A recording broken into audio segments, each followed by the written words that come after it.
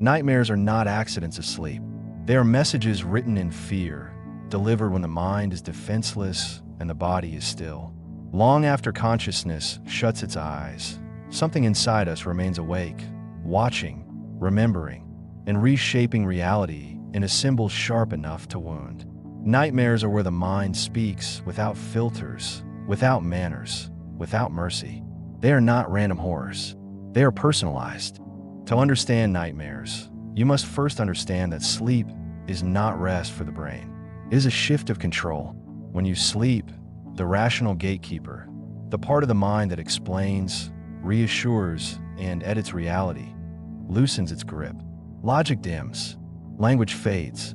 What remains is the emotional core, memory, instinct, fear. This is why nightmares feel real.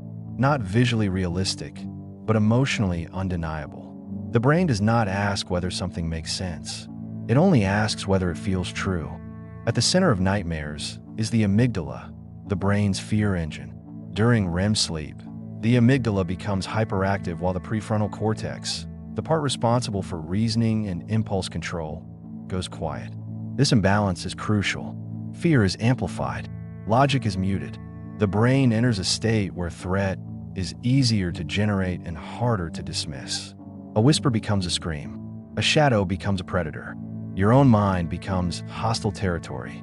Nightmares are often born from unresolved emotion. The brain hates unfinished business. Trauma, anxiety, guilt, shame, and suppressed memories do not disappear when ignored. They sink, and sleep is when they float back up. During waking life, you distract yourself. You rationalize. You cope. But in sleep, defenses collapse. The mind returns to what has not been processed and tries again, this time through metaphor. A nightmare is not a replay, it is a translation. Fear speaks in symbols because symbols bypass resistance. This is why nightmares rarely make literal sense. You are chased, but you do not know by what. You fall but never hit the ground. You are trapped, voiceless, watched. These themes repeat across cultures and individuals because they are not stories. They are sensations. Helplessness, exposure, loss of control. The brain strips fear down to its rawest form and rebuilds it into scenes that bypass intellect and go straight to the nervous system. One of the most disturbing aspects of nightmares is how personal they feel. Two people can experience the same stressor, yet only one is haunted in sleep. This is because nightmares are shaped by individual history. The brain draws from its own archive, childhood fears, cultural imagery, personal trauma. A nightmare uses familiar symbols because familiarity increases emotional impact. The mind weaponizes memory against itself. Nightmares also serve a cruel but functional purpose. They are rehearsals for threat. Evolutionarily, dreaming allowed early humans to simulate danger without physical risk. Being chased, attacked, hunted. These scenarios train the brain to respond quickly. Nightmares sharpen survival instincts. But in modern life, where threats are often abstract or psychological, this system misfires. The brain continues to rehearse danger, even when danger is internal. Anxiety becomes the predator. Failure becomes the fall. There is a reason nightmares intensify during periods of stress. Stress floods the brain with cortisol, priming fear circuits even during sleep. The more stressed you are while awake, the more aggressive the mind becomes at night. Nightmares are not trying to hurt you. They're trying to warn you. But the warning system does not understand modern problems. It only knows danger. It screams when it senses instability, even if that instability is emotional. Trauma-related nightmares are different. They are not symbolic rehearsals. They are intrusions. The brain has failed to integrate the traumatic memory into a coherent narrative. Instead, the memory remains fragmented, charged, and raw. During sleep, when memory processing is most active, these fragments resurface. The nightmare becomes a loop, replaying the terror with no resolution. This is why trauma nightmares feel relentless. They are the mind stuck in a moment it cannot escape. Nightmares also expose the illusion of control. In dreams, you are often powerless. You cannot run fast enough. You cannot scream. Your body betrays you. This paralysis reflects a neurological reality. During REM sleep, The brain intentionally shuts down motor function to prevent you from acting out dreams.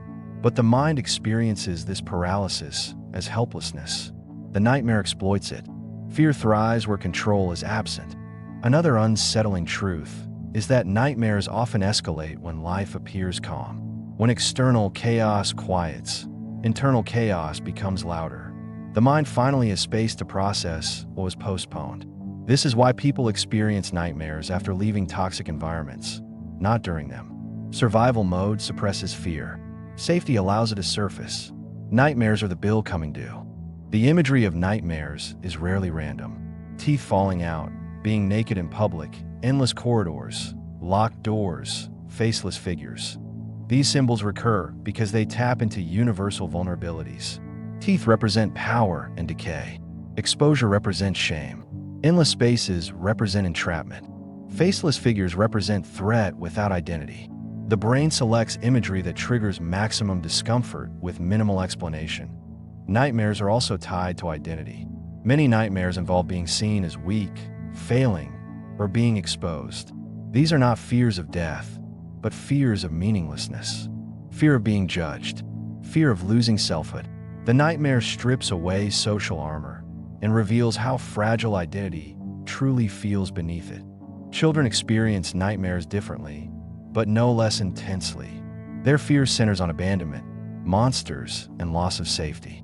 This reflects developmental anxiety. As the brain matures, nightmares evolve. Adult nightmares focus less on external monsters and more on internal ones. Responsibility, failure, guilt, loss. The monster grows smarter as you do. There is also a darker layer. Nightmares can be seductive. Some people return to them repeatedly, even obsessively. The fear becomes familiar. The pain becomes meaningful. For those who feel numb while awake, nightmares provide intensity. They prove the mind is still alive, still reactive, still capable of feeling something sharp. Lucid dreaming reveals something terrifying about nightmares. When people gain control within dreams, they often discover that confronting the nightmare does not destroy it. Sometimes it transforms. Sometimes it intensifies. This suggests that nightmares are not simply villains to defeat, but systems to engage with. They adapt. They respond. They resist suppression. Nightmares are also shaped by culture. What frightens you depends on what your society fears. Medieval nightmares were filled with demons and hellfire. Modern nightmares involve surveillance, isolation, collapse. The content changes, but the function remains. Nightmares reflect collective anxiety filtered through individual minds. Sleep paralysis occupies the border between nightmare and waking reality, and it is among the most terrifying experiences the human brain can generate. Consciousness returns, but the body remains paralyzed. Hallucinations intrude. Figures appear. Pressure mounts. The brain misinterprets its own paralysis as an external threat. This is fear without escape, engineered by your own neurology. Many cultural myths, demons, shadow people, night hags, were born here. What makes nightmares truly disturbing is not the fear they cause, but how convincing they are. While dreaming, the brain treats imagined threats as real. Heart rate spikes. Muscles tense. Stress hormones flood the system. The body does not know it is safe. This is why nightmares linger after waking. The fear is physiological, not imaginary. Suppressing nightmares rarely works. Avoidance teaches the brain that the content is dangerous, reinforcing fear circuits. This creates a loop. Fear leads to nightmares. Nightmares increase fear. Breaking the cycle requires engagement, not denial. But engagement is uncomfortable. It means acknowledging what the nightmare represents. Nightmares often end abruptly, at the peak of fear. This is not mercy. It is neurological overload. The brain wakes you to escape emotional saturation. The nightmare does not resolve. It cuts. This abrupt ending leaves the mind unfinished, which is why the fear echoes long after waking. There is a final, unsettling truth about nightmares. They are honest. They do not flatter. They do not reassure. They reveal what the waking mind avoids. They expose vulnerabilities, obsessions, unprocessed grief, buried anger. They show you what your brain is afraid of when it stops pretending. Nightmares are not signs of weakness. They are signs of sensitivity, of memory, of a brain that refuses to let go of what matters, even when it hurts. They are the mind's dark mirror, reflecting truths too sharp for daylight. And perhaps that is why nightmares haunt us so deeply. Not because they are unreal, but because, in some fundamental way, they are not. They are fears stripped of language, delivered directly to the nervous system. They are the mind reminding you that beneath calm surfaces and daily routines, something is always watching, always remembering, always dreaming.